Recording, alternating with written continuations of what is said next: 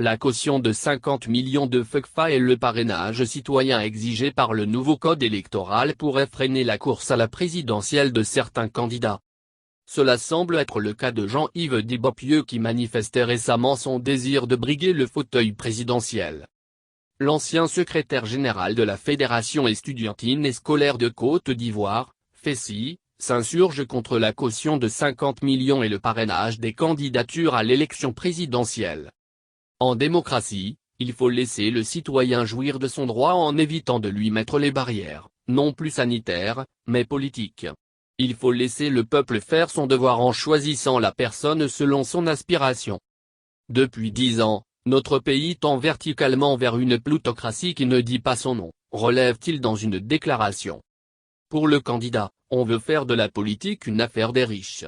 Dorénavant si tu n'es pas riche, autrement dit si tu n'as pas 50 millions, tu ne peux pas être candidat. Par ailleurs, le parrainage est une mesure antidémocratique qui dépouille complètement le scrutin de son caractère de vote à bulletin secret. En demandant aux candidats de fournir une liste d'un minimum de ses électeurs avec leur nom et prénom, leur date de naissance, numéro de carte d'électeur etc. On enlève aux élections le sens des urnes, poursuit Dibopieux.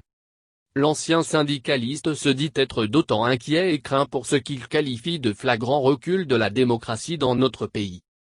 Ces mesures se présentent pour nous comme les signes d'une dictature manifeste qui minimise le peuple en positionnant la commission électorale indépendante, c'est, comme un organe autocratique mis en place pour faire plaisir et non pour arbitrer. Évitons une fois au pouvoir, de modifier les lois électorales afin de les mettre à notre seule faveur.